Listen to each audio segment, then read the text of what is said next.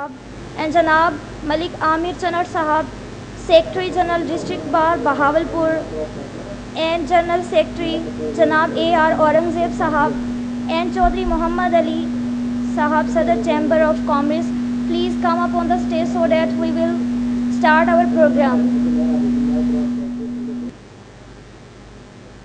In the name of Allah, the most merciful, the most gracious to universe, it would be my pleasure to commence this proceeding, the holy hymn of Almighty, the Allah's name. It is doubtless to demonstrate that Holy Quran's recitation and attentive listening strengthen our beliefs and satisfies our scams. I would like to take commencement by the name of Allah, and the best way to demonstrate the hymn of Allah is the recitation of the verses of the Noble Quran. With abundance of prayer, I would like to call up Muhammad Wasim, so come up please on the stage and recite some verses from the worthy Quran and satisfies our scams.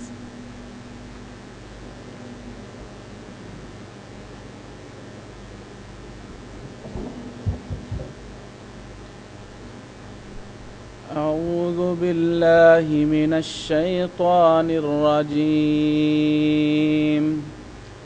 بسم الله الرحمن الرحيم.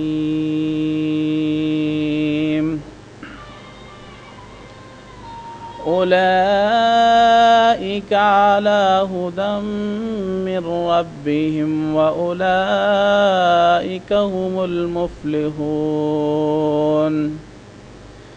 إن الذين كفروا سواء عليهم أأنذرتهم أم لم تنذرهم لا يؤمنون. ختم الله على قلوبهم وعلى سمعهم وعلى أبصارهم غشاوة ولهم عذاب عظيم. ومن الناس من يقول آمنا بالله وباليوم الآخر وما هم بمؤمنين. صدق الله العظيم.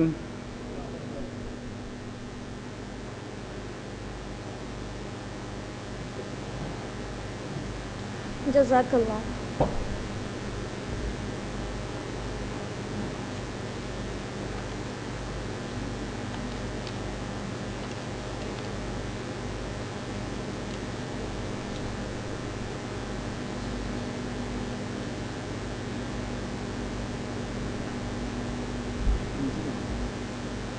آج کا ہمارا عنوان قومی یکجہتی کے حوالے سے ہے. ہمارے اس پروگرام میں بہاولپور کے سیاسی نمائندے، NGOs کے سربراہان اور بہاولپور کی سرکردہ اہم شخصیات موجود ہیں. ناظرین، سب سے پہلے سب سے اہم چیز ملی تحفظ کے لیے قومی یکجہتی ہوا کرتی ہے. اللہ کے رسول صلی اللہ علیہ وآلہ وسلم نے فرمایا، میں تم میں دو چیزیں چھوڑے جا رہا ہوں، اگر تم اس کو مضبوطی سے تھامے رہو گے تو کبھی تفرقے میں نہیں پڑو گے. قومی سالمیت ایک بہت بڑا ایشو ہے. ہمارے درمیان جو شخصیات موجود ہیں وہ سب ان اہم موضوعات پہ گفتگو کریں گی. کسی بھی ملک کے اندر اختلافات اور مسائل جنم لیں تو مل بیٹھ کر جائزہ لینا ضروری ہو جایا کرتا ہے تاکہ ان پوائنٹس پر غور کریں جو ملکی سالمیت کو خطرے میں ڈالے ہوئے ہیں اور ان پیش آمدہ مسائل کا حل دریافت کر سکیں اور ایسی پالیسیز بنائی جا سکیں جس سے ہم اس افریت سے بچ سکیں. ہمارے اس پروگرام میں شریک ہیں میاں معین صاحب، حفیظ منصوری صاحب، ثاقب چودھری صاحب، رانا مرتضیٰ صاحب اور چودھری عبدالحفیظ صاحب، اور میں ہوں آپ کی ہوسٹ آمنہ افروز احمد. سب سے پہلے ہم پروگرام کا آغاز کریں گے. تشریف لائیں گے جناب عبدالغفور وٹو صاحب، chairman royal news channel Pakistan. وہ آئیں گے اور اپنے خیالات کا اظہار کریں گے کہ ہمارے ملک کے مسائل بھی مختلف نہیں.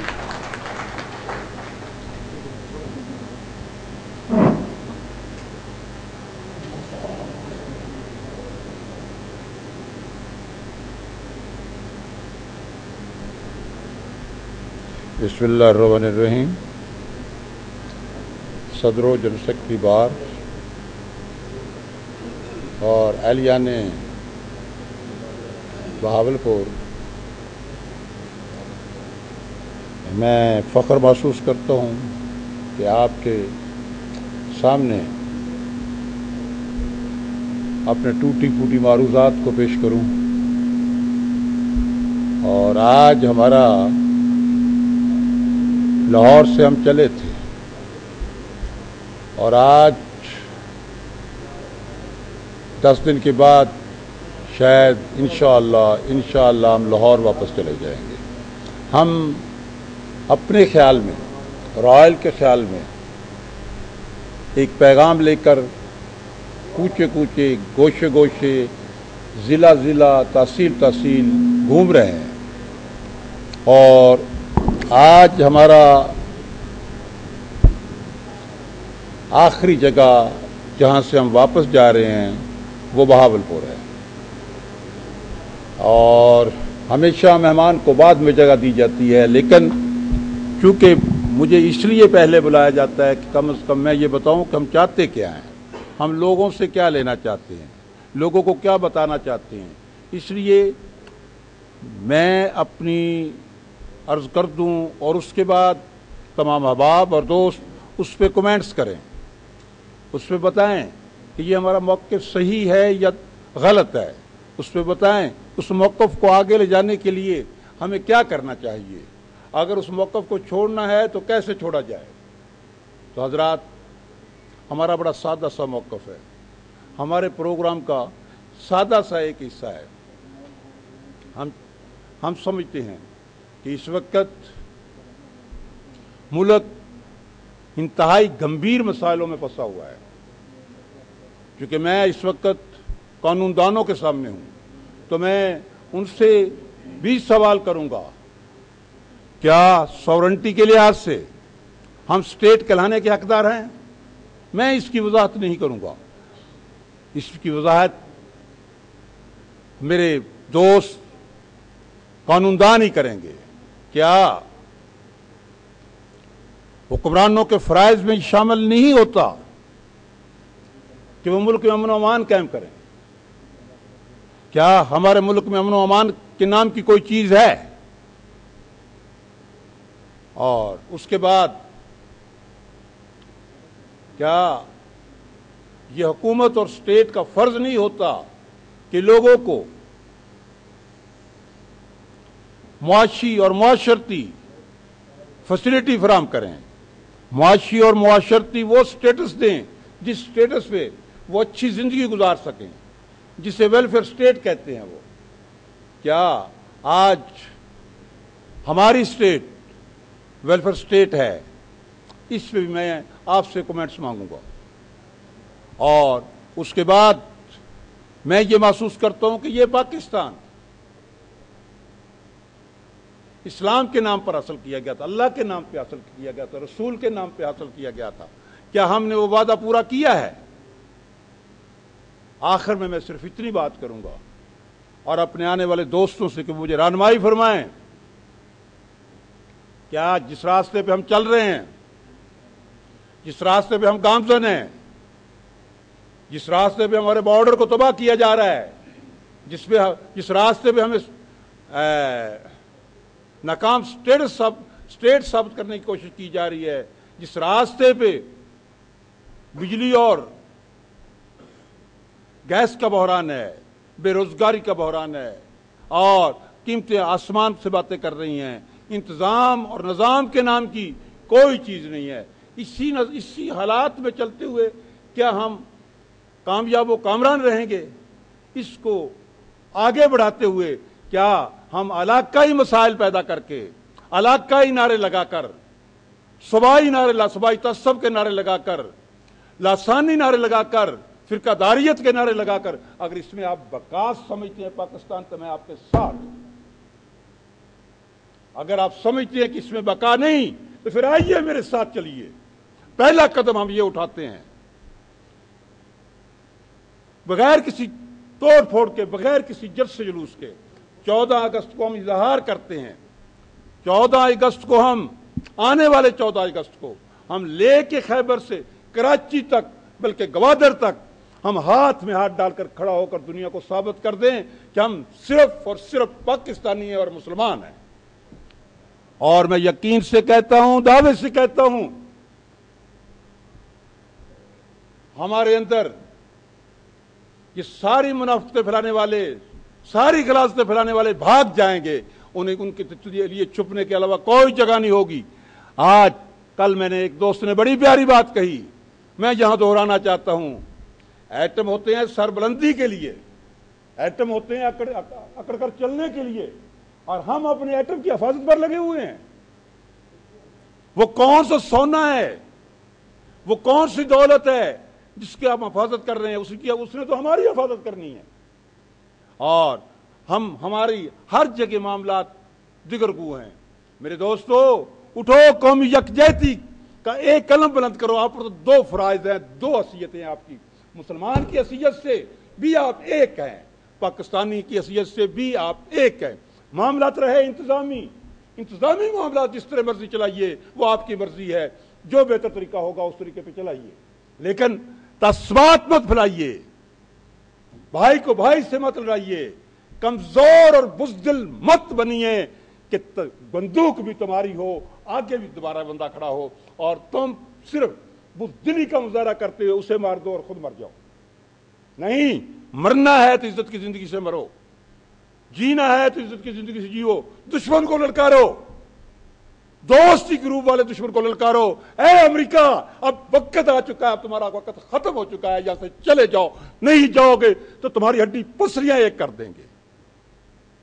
बात जज्बाती नहीं है। उसने हमारे पास कुछ नहीं छोड़ा, उसके बेड़ों ने हमारा बेड़ा गर्क किया, उसकी हमायत ने हमें जहर खिलाई, और आज वो इस मुल्क को खत्म करने के दर पे है। 47 से वो इस पॉलिसी पे चल रहा है। हम सोए हुए हैं, हम ख्वाबीदा हैं। हो सकता है हम लोग दावा करें कि हम ज्यादा अक्लमंद हैं, लेकिन मैं दावा करता हूं कि हमारे बुजुर्ग हमसे ज्यादा अक्लमंद थे जिन्होंने पाकिस्तान बनाया था। और अगर हम गलती करेंगे तो हम बहुत जगह पे जवाबदेह होंगे, खुदा और खुदा के रसूल को भी जवाबदेह होंगे। हमने क्या किया, अपने बुजुर्गों को भी जवाबदेह होंगे जो सोए हुए हैं इस वक्त कब्रों में। हम कायदे आजम और इकबाल की रूह को भी जवाबदेह होंगे। मैं ये कहता हूं, सबसे बड़ी पीपल्स पार्टी कहता हूं, पीपल्स पार्टी वालों से कहता हूं कि तुम जुल्फकार अली भुट्टो की रूह को जवाबदेह होगे जिसने एटम बनाया था। अगर तुमने अपना किरदार ठीक ना किया, वो अजीम आदमी, मेरा सियासी तौर पर उससे कोई ताल्लुक नहीं है, लेकिन एटम बम बनाना मैं उसकी अजमत समझता हूं। हम अपने ख्वाब से उठें और कौमी यकजहती का मुजाहरा करें और कौम के मसाइल हल करें। इसी बात पर मैं आपसे इजाज़त चाहता हूं।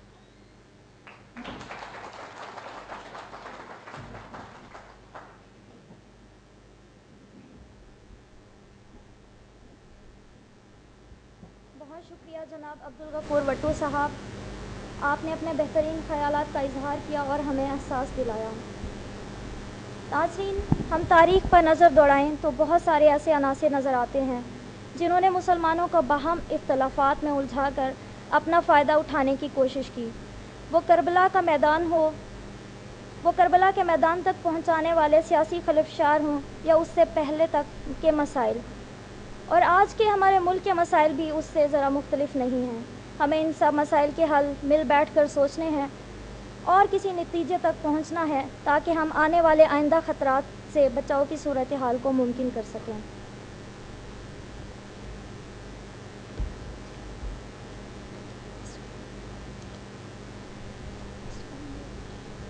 अब मैं जनाब नवीद रहमान साहब, सदर डिस्ट्रिक्ट बार बहावलपुर से रिक्वेस्ट करूंगी कि वो स्टेज पर तशरीफ़ लाएं और अपने ख़यालात का इजहार करें कि कौमी सालमियत को दरपेश मसाइल जो हैं उनका हल कैसे मुमकिन है और उनसे नजात के लिए हमें किन इक़दामात करने की ज़रूरत है। जनाब नवीद रहमान साहब। औज़ु बिल्लाहि मिनश शैतानिर रजीम, बिस्मिल्लाहिर रहमानिर रहीम। जनाब अब्दुल गफूर साहब, मोअज़्ज़ज़ मेहमानान गिरामी, अस्सलामु अलैकुम।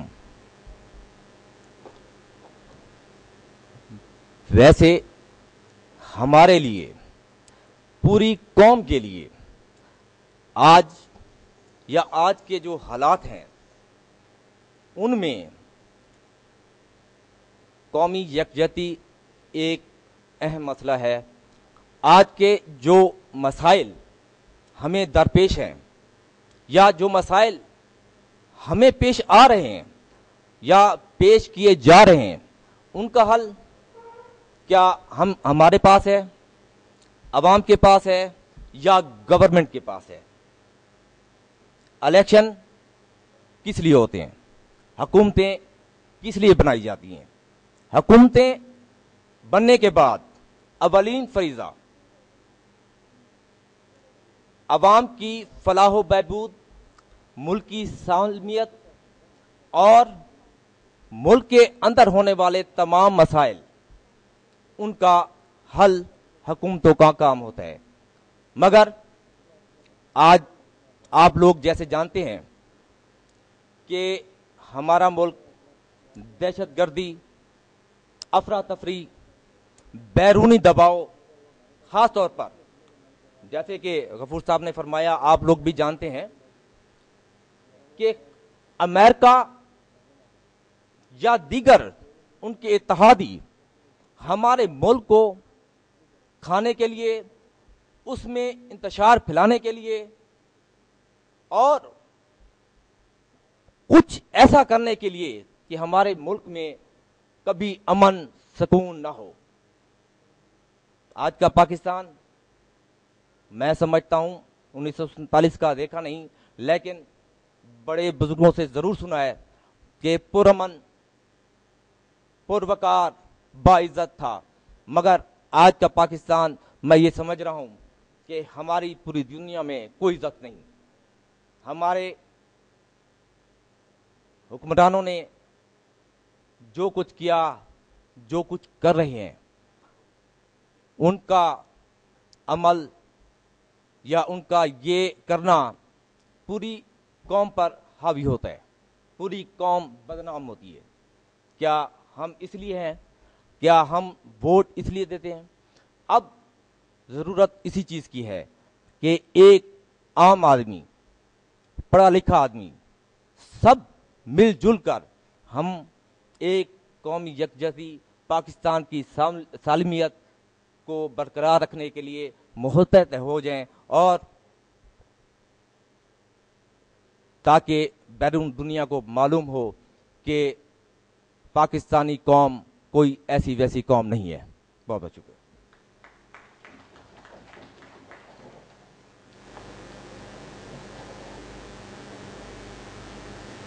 یہ تھے جناب نوید الرحمان صاحب, صدر ڈسٹرکٹ بار بہاولپور. اب میں انوائٹ کروں گی جناب AR اورنگزیب صاحب, general secretary high court Bahawalpur. وہ اسٹیج پہ آئیں گے اور اپنے خیالات کا اظہار کریں گے کہ ان مسائل کو جو ہمارے ملک کی سالمیت کو لاحق ہیں ان کو کیسے سولو کیا جا سکتا ہے, اور بتائیں گے کہ وہ کون سے عناصر ہیں جو ہمارے آپس کے اختلافات کا سبب بنے ہوئے ہیں, اور وہ کون سے عناصر ہیں جو ہمارے ملک کی ترقی کے راستے کی رکاوٹ ہیں, اور وہ کون سے عناصر ہیں جو ہمیں گھن کی طرح کھائے جا رہے ہیں, اور وہ کون سے عناصر ہیں جن کے لیے ہمیں بہت ہی سخت اقدامات کرنے کی ضرورت ہے, اور وہ کون سے عناصر ہیں جس سے بچنا ہمارے لیے بہت ضروری ہے, اور وہ کون سی چیزیں ہیں جو ہم بحیثیت قوم ہمارے اندر ہونا ضروری ہیں, اور وہ کون سی باتیں ہیں جن کو کنڈم کر دینا ہمارے لیے ضروری ہوگا, اور وہ کون سے دشمن عناصر ہیں جن کی وجہ سے ہماری ناکامیاں ہمارا مقدر بنی ہوئی ہیں, اور وہ کیا اقدامات ہیں جو ہمارے لیے اس کڑے وقت میں ویپن کا کام دے سکتے ہیں, کن ذرائع اور وسائل سے ہمارے مسائل کا حل ممکن ہے, اور اگر ممکن ہے تو کیسے, اور کیا یہ سب ذرائع ہمارے اختیار میں ہیں. ان سب سوالات کے جواب کے لیے میں ایک بار پھر جناب AR اورنگزیب صاحب, general secretary high court Bahawalpur سے ریکویسٹ کروں گی وہ اسٹیج پہ تشریف لائیں اور اپنے خیالات کا اظہار کریں.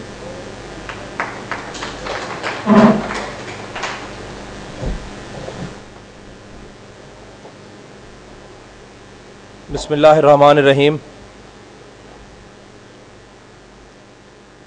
بڑے اچھے خیالات کا اظہار اور بڑے اچھوتے موضوع کا انتخاب जनाब भट्टू साहब ने किया, और रॉयल टीवी की इस काविश को अगर मैं ना सराहूं कि उन्होंने जो इस वक्त की ज़रूरत थी उसके हवाले से जो बात पेश की, क्योंकि जो चैनल्स हैं, जो मीडिया है, उसका इस हवाले से इतना अहम किरदार है कि अगर मीडिया जो बात भी हमारे सामने लाता है वो लोगों के दिलों पर, लोगों के जहनों पर बहुत असर करती है। तो इस हवाले से मैं यकीनन इनकी काविशों को सराहूँगा कि इन्होंने इसके लिए वक्त निकाला। मुख्तसरन ये कि जिन निकात का जवाब ढूंढने के लिए आज हम यहाँ पर इकट्ठे हुए हैं सारे, उसके हवाले से जो सवालात उठाए गए हैं उन सब का जवाब तो अफसोस के साथ हमें कहना पड़ता है कि नहीं में। जैसे कि गफूर साहब ने ये कहा कि क्या सॉवरेनिटी के हवाले से हम इस वक्त स्टेट के हालत में या एक रियासत के हवाले से हमारी जो हैसियत है, क्या वो खुद मुख्तार हैसियत उसकी कायम है, उसका वजूद है? तो यकीनन नहीं। इसी तरह जो दूसरा सवाल था कि अमन व अमान के हवाले से जो हमारे हालात हैं, क्या वो इस कदर अच्छे हैं जिन्हें हम कह सकें कि एक रियासत जिसकी ये अव्वलीन ज़िम्मेदारी है और आईन पाकिस्तान 1973 जो हमें गारंटी प्रोवाइड करता है, क्या ये उसके तहत हम अपने शहरियों को अमन व अमान के हवाले से वो मुआशरा अपने बच्चों को, मुस्तकबिल में आने वालों को फराहम कर रहे हैं? तो यकीनन इसका जवाब भी नहीं में है। इसी तरह वेलफेयर स्टेट के हवाले से जो तसव्वुर हमारे असलाफ का हमारे पास मौजूद है, तो वो भी यकीनन हमें यहाँ पर नज़र नहीं आता। बल्कि अगर इसको सॉर्ट करके, समराइज़ करके कहा जाए तो बड़ा आसानी से हम इसके लिए लफ्ज़ जंगल का कानून इस्तेमाल कर सकते हैं, जिसमें आज हम ज़िंदगी गुजारने पर, मैं कहूँगा, मजबूर हैं। हमारा ये जो तर्ज़ अमल है इस वक्त कि हम एक जंगल के कानून पे रह रहे हैं, क्या ये हमारा खुद अपनाया हुआ है या हम पर मुसल्लत किया गया है? इसको देखने की ज़रूरत है। तो इस हवाले से भी हमें ये नज़र आता है कि चूँकि हमारी रियासत, हमारा मुल्क बानी पाकिस्तान कायद आज़म अलैहिर्रहमा की एक नज़रियात की बुनियाद पर था, तो जब नज़रियात के हवाले से आप खड़े होंगे तो फिर आपके मुखालिफ नज़रियात वाले कभी भी आपको बर्दाश्त नहीं करेंगे। और 47 से लेकर और आज तक हमारे साथ वो नज़रियाती जंग जो है वो जारी है। ये उसी का नतीजा है कि कभी हमारी मुआशी एड बंद कर दी जाती है डरा धमका कर, कभी हम पे 9/11 मुसल्लत कर दिया जाता है, कभी हमें ड्रोन हमलों का डरावा दिया जाता है। तो ये नज़रियात की लड़ाई है और नज़रियात की जंग है। और नज़रियात की जंग ना हम ये कहकर जान छुड़वा सकते हैं कि ये इन्होंने हम पर डाली है, और ना ही नज़रियात की जंग को हम ये कह सकते हैं कि ये हमारी जंग नहीं है। अब रह गया सवाल सालमियत का और यकजहती के हवाले से, जो आज हमारा मौजूए बहस भी है कि हम किस तरह नज़रियाती तौर पर ममलकत होने के साथ साथ इसका मुकाबला करें।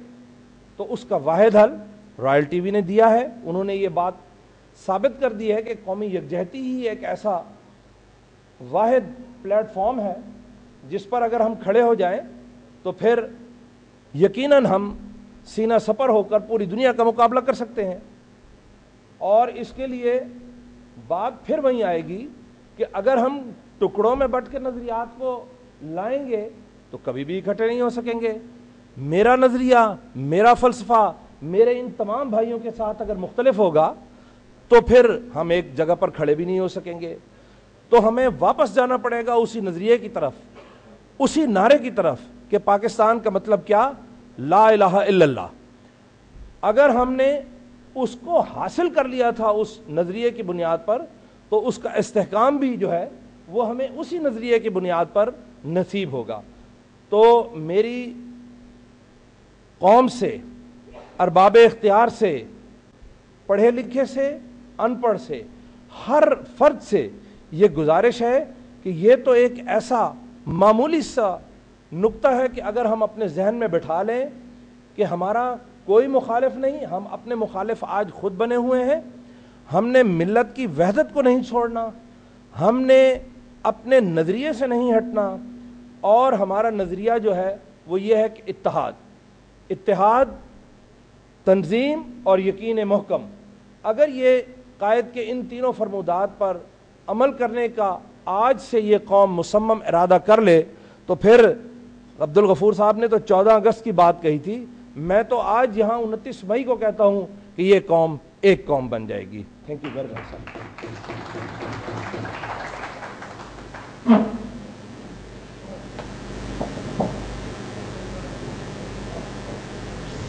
بہت بہت شکریہ جناب اے آر اورنگزیب صاحب، آپ نے اپنے قیمتی خیالات کا اظہار کیا۔ اب میں دعوت دوں گی جناب عبد المعید شاہ بخاری، رہنما پاکستان تحریک انصاف بہاولپور۔ ہم ڈسکس کر رہے ہیں قومی یکجہتی کے حوالے سے جو ضرورت ہے ان مسائل کی جو درپیش ہیں، سیاسی، معاشرتی دہشت گردی جیسے سنگین نوعیت کے معاملات۔ قومی یکجہتی کانفرنس کے انعقاد کا مقصد ملک کو درپیش چیلنجز کا مقابلہ کرنے کے لیے اپنے قومی کردار کا تعین کرنا ہے۔ قومیں صرف اور صرف اتحاد اور یکجہتی کی بنیاد پر ترقی کی منازل طے کیا کرتی ہیں۔ آج وطن عزیز میں جو آگ اور خون کی ہولی کھیلی جا رہی ہے، یہ سلسلہ اسی طرح جاری رہا تو ہماری نسلیں بھی تباہ ہو جائیں گی اور پاکستان کے موجودہ حالات اور ہمارے آنے والی نسلوں کے ذہنوں پر منفی اثرات مرتب کریں گے۔ میں ریکویسٹ کروں گی جناب عبد المعید شاہ بخاری سے کہ وہ اسٹیج پہ تشریف لائیں اور اپنے خیالات کا اظہار کریں۔ جناب عبد المعید شاہ بخاری۔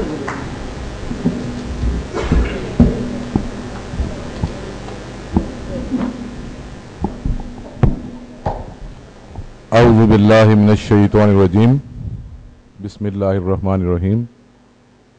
معزز خواتین و حضرات، سب سے پہلے تو میں شکریہ ادا کرتا ہوں آج رائل ٹی وی کا کہ جنہوں نے ایک بہت اچھے سبجیکٹ لے کر ہماری بہاولپور تشریف لائے اور اس کی لائیو کوریج کر رہے ہیں۔ میری خواہش تھی کہ آج جب میں گھر سے چلا تھا تو میں نے کہا بہت اچھا یہ ٹاپک ہے، یہاں پہ بھرپور نمائندگی ہوگی ہر طبقے کی۔ بدقسمتی ہے ہماری کہ ایز اے پولیٹیکل ورکر جو چیزیں آج دیکھی جا رہی ہیں اور as a citizen of Pakistan دل جب ان چیزوں کو دیکھتا ہے تو خون کے آنسو ہوتا ہے کہ یہ ملک کس لیے بنایا گیا تھا اور ہمیں کہاں لے کے جا رہے ہیں۔ اس میں سمجھتا ہوں کہ ہم سب قصوروار ہیں، اور اس میں زیادہ قصوروار وہ پولیٹیکل پارٹیز ہیں یا وہ لوگ ہیں جنہوں نے اقتدار لیا۔ 63 سال سے بندر بانٹ چل رہی ہے اس ملک میں، آج تک قوم کو کسی بڑے علمیے کا آج تک کوئی رپورٹ کا پتہ نہیں کہ اتنے بڑے بڑے حادثے اس ملک میں ہو رہے ہیں اور قوم کو بے خبر رکھا جا رہا ہے۔ میں سمجھتا ہوں کہ یہ عوام کے لیے سوچنے کا موقع ہے کہ ہم کب تک ایسی چیزوں کو برداشت کریں گے اور کب تک اپنے ملک کے ساتھ جو یہ گھنونا کھیل کھیلا جا رہا ہے اس کو برداشت کریں گے، جب تک پوری قوم اپنی آنکھ نہیں کھولے گی، اپنی سمجھ بوجھ کا، اپنے عقل اور شعور کا استعمال نہیں کرے گی۔ اللہ تعالیٰ نے ہر شخص کو اشرف المخلوقات بنایا ہے، سمجھ دی ہے، بوجھ دی ہے، لیکن ہماری بدقسمتی کہ آج تک ہمارا ایجوکیشن سسٹم 63 سال میں جو ہے وہ بھی ابھی تک بیلنس نہیں ہوا۔ خود جو اس ملک کے پالیسی میکرز ہیں خود یہ ایجوکیشن پالیسی بنا رہے ہیں اور اپنے بچوں کو اس سسٹم میں وہ یہاں داخل کرنے کو تیار نہیں، ان سکولوں میں اور ان کالجوں میں بھیجنے کے لیے تیار نہیں۔ یہ بدقسمتی ہے ہماری۔ تو میرا دل چاہتا ہے کہ مطلب کیونکہ مجھ سے بڑے بڑے مقرر یہاں پہ ہیں، میں اتنی لمبی چوڑی تقریر کرنے نہیں آیا، لیکن as a citizen of Bahawalpur, as a citizen of Pakistan, یہ ضرور آپ دوستوں کو دعوت دینا ہے کہ خدارا اب خود جب تک قوم نہیں خود سوچے گی، اپنے فیصلے خود سوچ سمجھ کے نہیں کرے گی تو ہمارا حال اس سے بھی بدتر ہوتا جائے گا اور اس سے بھی برے حالات میں چلے جائیں گے۔ میرے نزدیک اس وقت پاکستان کی جو کریڈیبلٹی ہے وہ کسی سے چھپی ڈھکی نہیں، کہ اب پورے دنیا میں ہمیں انہوں نے فالس اسٹیٹ ڈکلیئر کر دیا ہے کہ ان لوگوں کے پلے ککھ نہیں۔ میں سمجھتا ہوں کہ میں ان دنیا والوں کو بھی بتانا چاہتا ہوں کہ ایسی بات نہیں، ہماری قوم میں بہت پوٹینشل ہے۔ آپ کے سامنے جب بھی یہاں پہ کوئی ڈیزاسٹر ہوا ہے، جب بھی قوم کسی چیز میں مبتلا ہو، یہ تو ساری قوم نے مل کر ایک یکجا ہو کے ہر نظریات، ہر چیز کو چھوڑ کے اکٹھے ہوئے، اور انہوں نے ہمیشہ ان غریب لوگوں کی، ان لوگوں کے ساتھ جن جو مسائل کے شکار تھے، انہوں نے اس میں حصہ ڈالا۔ لیکن ہماری بدقسمتی کہ بھی کچھ عرصہ پہلے پاکستان میں سیلاب آیا، اور اس سیلاب میں حکومت وقت نے، چاہے وہ وفاقی حکومت تھی چاہے وہ صوبائی حکومت تھی، انہوں نے لوگوں سے چندے کی اپیل کی۔ پوری قوم نے ان پہ ٹرسٹ نہیں کیا، کیونکہ یہ لوگ اپنی کریڈیبلٹی ختم کر چکے ہیں۔ ان لوگوں نے سوائے جھوٹ کے، دھوکے کے ہمیں کچھ نہیں دیا، اور یقین مان لیں کہ اتنی ڈھٹائی کے ساتھ آگے بڑھ کے آتے ہیں، اور نئی شکل اور نئی صورت کے ساتھ، کہ پھر نئے الیکشن میں نئے سلوگن اور نئے چکر کے ساتھ آ کے ہمیں دوبارہ لوٹ لیتے ہیں۔ تو خدارا سب سے پہلے تو میری قوم سے یہ گزارش ہے کہ کب تک ان جادوگر لوگوں کے جادو میں آتے رہو گے؟ اب تو میں نے اپنی عمر گزاری میں آج 50 سال کا ہوں، تو میں نے پاکستان تحریک انصاف کو جوائن اس لیے کیا۔ اس وقت there is no hope۔ اگر آپ کے پاس اس وقت کوئی لیڈر نہیں جو ملک کو ان غمگین حالات سے نکال سکے، ہمیشہ سب سے پہلے جو ہمارے ملک میں سب سے بڑی لعنت ہے، دیٹ از کرپشن۔ آج تک کسی چور کو اس ملک میں سزا نہیں ملی۔ ہمیشہ سائیکل چور جو ہے وہ جیل میں جا رہا ہے، اور موٹر سائیکل ڈکیٹ اور کار ڈکیٹ آپ اس کو بالکل حوالات میں 2 منٹ کے لیے نہیں ٹھہرا سکتے۔ میں اس وقت بار کے پلیٹ فارم سے میں آپ دوستوں سے گزارش کروں گا کہ انصاف ہر جگہ پہ، میرٹ، جب یہ چیزیں ہوں گی اور جزا سزا ہوگی تو انشاءاللہ تعالیٰ پاکستان میں ہر چیز ہے۔ دنیا، اللہ تعالیٰ نے پاکستان میں دنیا کی ہر چیز، ہر نعمت عطا کی ہے۔ اگر ہمیں کوئی چیز نہیں ملی قائد اعظم کے بعد، تو ایک اچھا ایڈمنسٹریٹر نہیں ملا جو ہمارے ملک کو سنبھال سکے اور چلا سکے۔ کبھی ہمیں سیکریٹریٹ حوالے سے، کبھی ہمیں مسلک کے حوالے سے آپس میں لڑا رہے ہیں۔ تو خدارا یہ جو آج کا یہ جو فورم ہے، اور جس فورم سے رائل ٹی وی نے آج ہم سب دوستوں کو یہاں پہ اکٹھا کیا ہے، تو میری آپ دوستوں سے ریکویسٹ ہے کہ پلیز تھنک اینڈ تھنک۔ کب تک؟ جب تک ہم خود ہوش نہیں لیں گے، جب تک ہم خود نہیں سوچیں گے، ہمیں باہر سے کوئی ہمارا اتنا سنسیئر لوگ نہیں ٹھہرے کہ ہمارے ملک کے بارے میں وہ بہتری سوچیں۔ وہ خوش ہیں، ہمارے دشمن خود خوش ہو رہے ہیں کہ یہ ہمیں ٹوائز ملے ہوئے ہیں، پپٹس ملے ہوئے ہیں، جیسے چاہیں ان کو ہم نچا رہے ہیں۔ اور اگر بیلٹ پیپر کو ہی آپ صحیح استعمال نہیں کریں گے، انہی لوگوں کو جو آپ چلتے آ رہے ہیں، وراثتی پروگرام چل رہا ہے، مطلب پارٹیز میں کوئی جمہوریت نہیں ہے، ہم کہتے ہیں کہ ہم اسلامی جمہوریہ پاکستان ہے، نہ یہاں اسلام ہے نہ اب جمہور ہے۔ تو آپ سب دوستوں کے سامنے انقلاب کی جو بات عمران خان صاحب کر رہے ہیں، وہ یہی کر رہے ہیں کہ اس دفعہ جو انقلاب آئے گا وہ تھرو بیلٹ آئے گا، اور اگر اس دفعہ بھی لوگوں نے ہوش کے ناخن نہ لیے تو پھر آپ خود مالک ہیں۔ یہ ملک آپ کا ہے، اس کا فیصلہ آپ لوگوں نے کرنا ہے، اور میں انہی خیالات کے ساتھ آپ سے گزارش کروں گا کہ ٹائم از کمنگ، خود بھی جاگیں اور لوگوں کو بھی جگائیں۔ Thank you very much. Chaudhry Muhammad Ali sahib, صدر چیمبر آف کامرس بہاولپور سے ریکویسٹ کروں گی وہ اسٹیج پہ تشریف لائیں اور اپنے خیالات کا اظہار کریں۔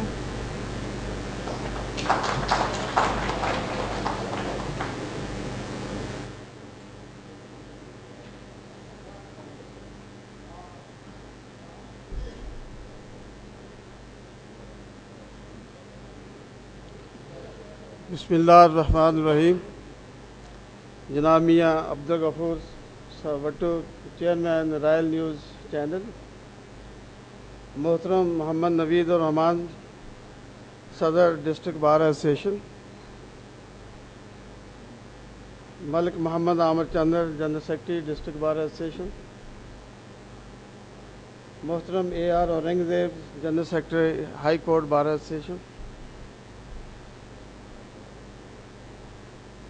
قابل احترام حاضرین مجلس اور ممبران executive committee district bar association, السلام علیکم۔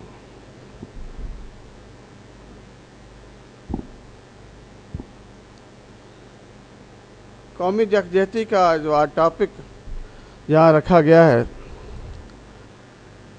میں منتظمین سے تھوڑا سا شکوہ کرنا چاہتا ہوں کہ ٹاپک کی اہمیت سے حاضرین کی پارٹیسپیشن کم ہے.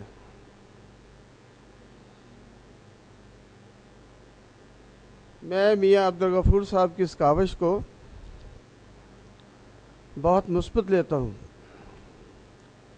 جیسا کہ اس سے پہلے مقررین نے کہا کہ ملک اس وقت افراتفری کا شکار ہے، اور مجھے یہ شدت سے احساس ہے کہ پورا معاشرہ جو ہے وہ ایکسپلائٹیشن کا شکار ہے، اور وقت کے ساتھ ساتھ ہر آدمی ایک دوسرے کی لیگ پولنگ پر لگا ہوا ہے. میاں عبدالغفور صاحب نے جس ٹاپک کو یہ لے کے چلے ہیں،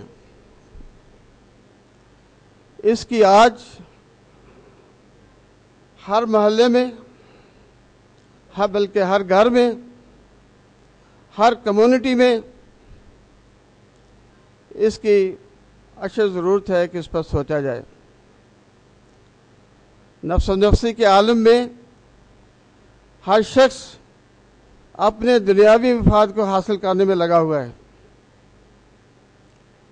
اس کے پاس نہ اپنے بچوں کے لیے ٹائم ہے، نہ وہ سوسائٹی کے وہ جو تقاضے اس پر ہیں اس کو پورا کرنے یا سوچنے کے لیے اس کے لیے کوئی وقت ہے.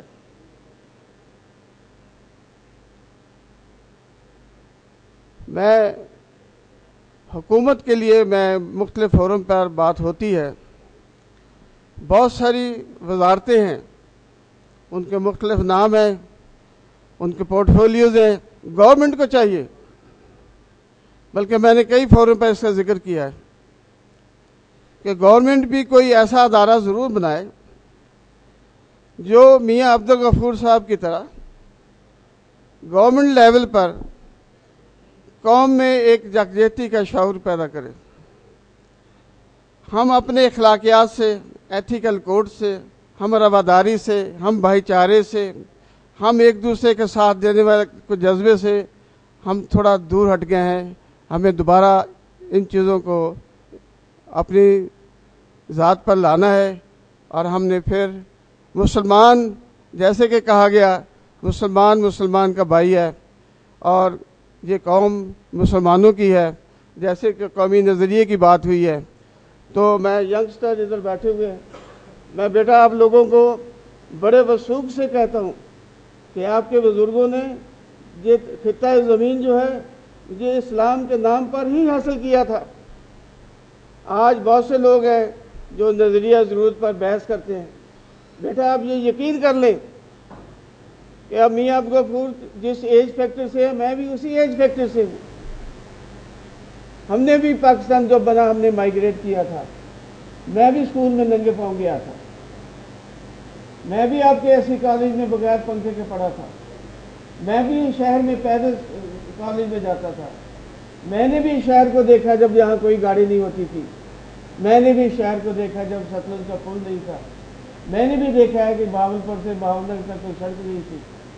یہ چیزیں اگرچہ آج ہم آپ کو وہ پاکستان نہیں دے رہے جس کے خیر آپ کے ذہن میں اس کا خواب ہو، لیکن میں آپ کو یقین سے کہتا ہوں کہ ان نامساعد حالات کے باوجود ہم نے آپ کو بہت اچھا پاکستان ڈیلیور کر کے جا رہے ہیں.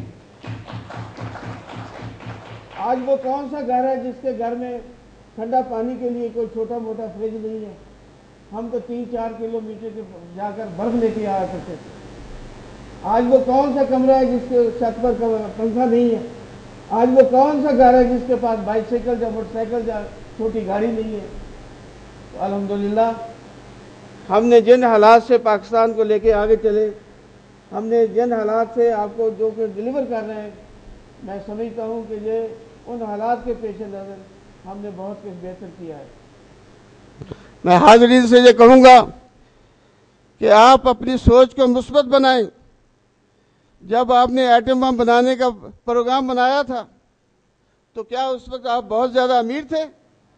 نہیں، ہماری حالت اس وقت بھی ایسی ہی تھی، لیکن ہم نے ارادہ کیا، جیسے جناب ذوالفقار بھٹو کا ذکر کیا گیا. میں وہ شام کی داستان جو ایک کتاب میں اور لائن کٹ گئی مولانا کوثر نیازی نے لکھی تھی، وہ شام فروری کی ایک سرد رات تھی جب ذوالفقار علی بھٹو نے ملک کے تمام سائنسدانوں کو نواب صادق حسین کی کوٹھی پر اکٹھا کیا. اس نے کہا میں وزیر اعظم ہوں اور آپ اس ملک کے سائنسدان ہیں, آپ مجھ سے مانگے آپ کو کیا چاہیے؟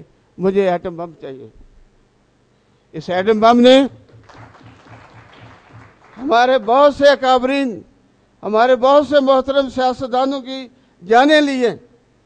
اس میں جان ذوالفقار علی بھٹو کی بھی گئی ہے, اسی کے سلسلے میں بے نظیر بھٹو بھی گئی ہیں, اسی کے سلسلے میں ہی ضیاء الحق کی گیا ہے, اسی کے سلسلے میں نواز شریف کو بھی در بدر کی ٹھوکریں کھانی پڑی ہیں. تو ہم نے بیٹا بہت محنت کی ہے اور آپ کو اس وقت سر اٹھا کے چلنے کی جو اس وقت پوزیشن میں آپ ہیں, اس کے پیچھے آپ کے بزرگوں نے بہت زیادہ محنت کی ہے. میں لیڈرشپ کا ذکر کیا کہ ہمیں قائد اعظم کے بعد کوئی لیڈر نہیں ملا. 14 اگست سن 1947 کو پاکستان مارج وجود میں آیا اور ٹھیک ایک سال 27 دن کے بعد 11 ستمبر 1948 کو ہمارے بانی پاکستان قائد اعظم محمد جناح خالق حقیقت سے جا ملے. جو پلانر ہوتا ہے, جو فاؤنڈر ہوتا ہے, اس کے ذہن میں کوئی نقشہ ہوتا ہے, اس کے ذہن میں کوئی پلاننگ ہوتی ہے. جس نقشے اور پلاننگ کو لے کے قائد اعظم چلے تھے اس کو امپلیمنٹ کرنے کا موقع نہیں ملا. قیادت کا فقدان ہے, پہلے بھی تھا اور آج بھی ہے. ایک آشیا تنظیم ہے, میں نوید الرحمان صاحب آپ کے لیے سے بات لانا چاہتا ہوں. یہ اس میں سنگاپور, ملیشیا اور انڈونیشیا 5-7 ملک ہیں, ان کی ایک یہ تنظیم ہے. ان کے ڈپلومیٹس ایمبیسڈر بہاول پر تشریف لائے تھے. چیمبرز نے ان کو ڈنر پر انوائٹ کیا تھا. انہوں نے فردر مائک پر آ کر پاکستان سے اپنی اکانومی کے جو ریلیشنز ہیں, جو دوسرے ریلیشن وہ ایکسپلین کیے تھے. جب ہاؤس اوپن ہوا سوال جواب کے لیے تو ایک صاحب نے کہا کہ میرا سوال جو ہے وہ his excellency ambassador of Malaysia سے. تو ملیشیا کے ایمبیسڈر دوبارہ مائک پر تشریف لائے. سوال کرنے والے نے سوال کیا کہ ہمیں یہ بتایا جائے کہ ملیشیا کی ریپڈ اکنامک گروتھ جو ہوئی ہے اس کے بنیادی فیکٹرز کیا ہیں. آپ جواب سن کے حیران رہ جائیں گے, آپ جواب سن کر سوچنے پر مجبور ہو جائیں گے. انہوں نے آدھی انگلی اٹھائی اور کہا it is all due to Mahathir. یہ اس وقت ایمبیسڈر نے کہا جب مہاتیر جا چکا تھا. جہاں ہمیشہ اصلاح جو ہوتی ہے وہ اوپر سے نیچے آتی ہے. مہاتیر نے ہمارے دیکھتے ہی دیکھتے اپنے ملک کی اکانومی کا بالکل پاسا پلٹ دیا. ہمارے پاس قیادت نہیں ہے اور قیادت کا لانا میرے دوستو آپ کے ہاتھ میں ہے. میں پھر وکلا کا تعلق دانشوروں سے ہے. ان کا ویژن ہے, جو سوچنے کی صلاحیت رکھتے ہیں, جو معاملات کو انالیسس کرتے ہیں. میں انہیں یہ کہوں گا کہ آپ اپنے پلیٹ فارم سے یہ آواز اٹھائیں کہ جس حلقے سے 75% ووٹ کاسٹ نہیں ہوتے اس جگہ الیکشن دوبارہ کرایا جائے. بڑی مشکل سے ہر حلقے میں کوئی 30-40% ووٹ کاسٹ ہوتے ہیں, اس میں میرے دوستو آپ نہیں ہوتے, آپ گھر سے نہیں نکلتے. آپ دکھڑے تو بہت روتے ہیں کہ گورنمنٹ کو یہ کرنا چاہیے, گورنمنٹ کو یہ سہولت دینی چاہیے, لیکن گورنمنٹ کی سلیکشن تو آپ کے ہاتھ میں ہے. اگر آپ ووٹ کے لیے باہر نہیں نکلیں گے تو پھر 40% ووٹ کاسٹ ہوں گے, 25% لینے والا کامیاب ہوگا اور 60% کی وہ نمائندگی نہیں کر رہا ہوگا. تو میری یہ گزارش ہوگی کہ آپ اپنے پلیٹ فارم سے کوئی آواز اٹھائیں کہ ہر حلقے میں کم از کم 75% ووٹ کاسٹ ہونے چاہیے. اگر نہیں ہوتے تو الیکشن کو ریپیٹ کیا جائے اس الیکشن کے اندر. مہنگائی کا طوفان ہے. میں آپ کو بڑی قریب کی بات بتا رہا ہوں کہ ہماری 2 ہفتے پہلے پرائم منسٹر سے ملاقات بھی ملتان چیمبر آف کامرس اور انڈسٹری میں ہوئی تھی. ہم نے بڑی محنت سے 8 دن بیٹھ کے اسپاس نامہ تیار کیا अपनी मुसीबतें और आपके दुख जो हैं स्पासनामे में उसमें शामिल किए। लेकिन जब प्राइम मिनिस्टर साहब ने उसका जवाब दिया तो वो भूल गए कि स्पासनामे में क्या कहा गया है। फिर सदर चैम्बर ने उनको उनके कान में कहा तो वज़ीर आज़म साहब ने फरमाया, मलिक साहब अखेंदे ने कि कोई काम की गल भी करो। काम की बात उन्होंने ये की कि मुझे पता है कि एनर्जी क्राइसिस है। मैं जब नेपाल और श्रीलंका गया था वहाँ भी यही एनर्जी क्राइसिस है, लेकिन उन्होंने लोड मैनेजमेंट कर ली है कि अगर कोई मेहमान 6 बजे आना है और बिजली उस वक्त बंद है तो वो कहते हैं 6 की बजाय 7 बजे। जब टैक्सेस की बात हुई, आपका मुल्क एग्रीकल्चर बेस्ड है, 80% आबादी उससे मुंसलिक है। शहर को एशाए खुर्दोनोश ज़राअत से मिलती है। उस पर जो अभी टैक्स लागू हो गया है, जो होने वाला है, अगर वो टैक्स लागू हो गया RGST की शक्ल में तो 30% आपकी कीमतें बढ़ जाएंगी।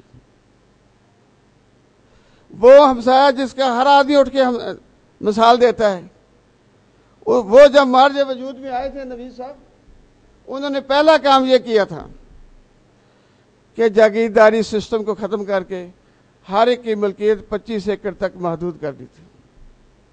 उन्होंने ज़री मदाखल जो ज़राअत से मुतल्लिका हैं, खाद है, फर्टिलाइज़र, अद्वियात है, पानी है, उनके ट्यूबवेल आज भी बगैर बिल के चल रहे हैं। और जहाँ चीज़ों की कीमत 10 गुना ज़्यादा है जो फार्मर को अदा करनी पड़ती है। उनके किसानों को जो उन्हें सहूलियात दी हुई हैं, उसके पेश नज़र सिर्फ मशरक़ी पंजाब जो है वो पूरे इंडिया की गंदम पैदा करता है।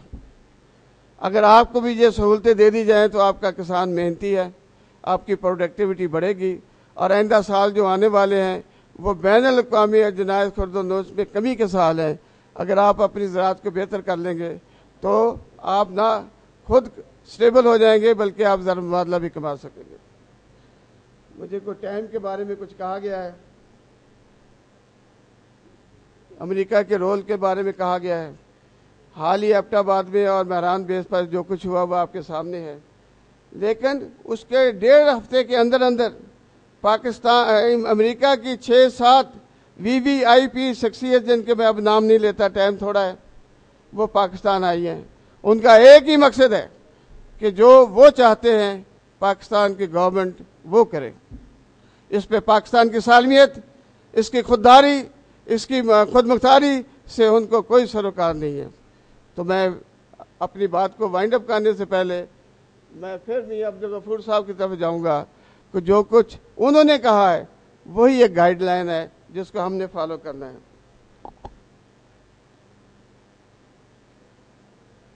मैं वकला की अज़मत को सलाम करता हूँ। वकला ने वो काम कर दिखाया जिसको यहाँ मुझे एक्सप्लेन करने की ज़रूरत नहीं है। लेकिन आज फिर मैं उन्हीं से सवाल करता हूँ कि नवीद साहब, अभी बैठ जाने का वक्त नहीं आया। मुल्क इंतहाई मुश्किल में है, नामसाद हालात में है। इसको निकालने के लिए आपने मियां अब्दुल गफूर साहब का साथ देना है। मैं आपके सामने, हमारे बहुत बुजुर्ग सियासतदान भी बैठे, ताबिश अलवी साहब बैठे, मैं मियां अब्दुल गफूर साहब आपके साथ वादा करता हूँ, मैं अपनी बाकी ज़िंदगी जो है कौमी यकजहती के हसूल के लिए वक्फ करता हूँ। मैं वक्फ करता हूँ। मैं आज भी 16 या 18 घंटे काम करता हूँ। मैं कभी दोपहर को लेटा नहीं हूँ। मेरी उम्र भी 69 ईयर है। मैंने भी पाकिस्तान को बहुत करीब से देखा है। मैंने बाहर भी रहा हूँ, इसका मुकाबला किया है। तो इसमें एक जगह मैं पहले अपनी लाइफ को वक्फ कर चुका हूँ।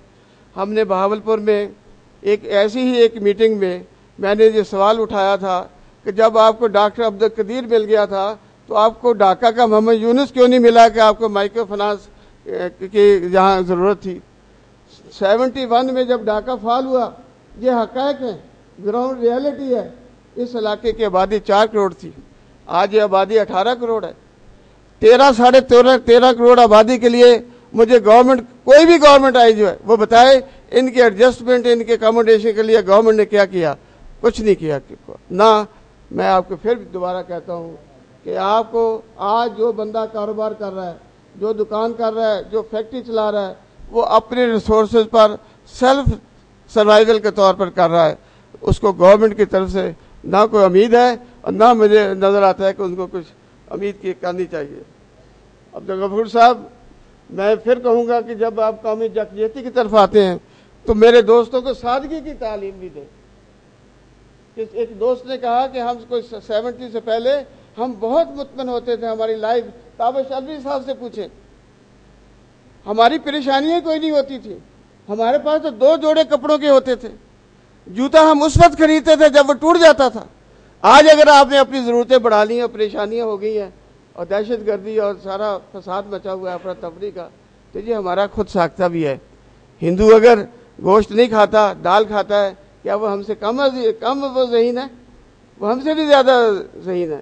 جب سے یہ کڑھائی کلچر آیا ہے, انہوں نے آپ لوگوں کی نیندیں جو ہیں وہ بے سکونی میں تبدیل کر دی ہیں. میں ان خیالات کے ساتھ, میرے پاس بہت کچھ ہوتا ہے, میں بڑے درد سے بات کرتا ہوں. میں اس وقت بھی ایک اخوت تنظیم ہے, اس وقت میں نے کہا تھا کہ جہاں عبدالقدیر خان ہے تو ہمیں محمد یونس کی ضرورت ہے. تو میری کاوش تھی, اس کاوش میں مجھے کامیابی ہوئی ہے.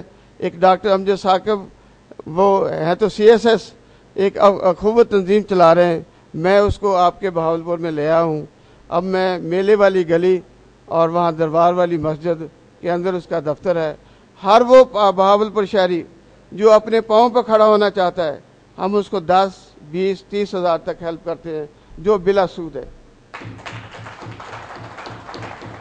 اگر کوئی میرا ساتھی, میرا بھائی یہ چاہتا ہے کہ میں فروٹ کی ریڑھی لگانی ہے, ہم اس کو کہتے ہیں کہ 10,000 روپیہ لے لو, 5,000 کی ریڑھی لے لو اور 5,000 کا فروٹ لگا لو, تم شام کو 300 سے 400 روپیہ کما لو گے. ہمیں صرف 1,000 روپیہ جو ہے وہ مہینے بعد المیزان بینک میں جمع کرا دیں. اس تنظیم نے اس ملک میں 26 شہروں میں سینٹر کھولے ہوئے ہیں, اور انہوں نے کوئی 1 ارب روپیہ اب تک تقسیم کیا ہے. 60,000 فیملی کو ان کے گھروں میں ان کے پاؤں پر کھڑا کیا ہے. میری ان دوستوں سے, ان طالب علموں سے جو چاہتے ہیں کہ وہ اپنے پاؤں پہ کھڑے ہوں, میں 30,000 کی ہیلپ, ان کو لیپ ٹاپ دے دوں, کیونکہ لیپ ٹاپ جس کے گلے میں نہیں ہے وہ کامیاب نہیں ہوگا. لیپ ٹاپ گلے میں ڈالیں, اس میں آج دنیا کی ہر انفارمیشن موجود ہے, اسی پر ٹائم دیں, اپنا ٹائم ضائع نہ کریں, اپنے ٹائم کو پروڈکٹیو بنائیں, نان پروڈکٹیو ایکٹیویٹیز سے پرہیز کریں. آپ نے پاکستان کو لے کے آگے چلنا ہے, ہم نے آپ کو پاکستان ہینڈ اوور کر دیا ہے.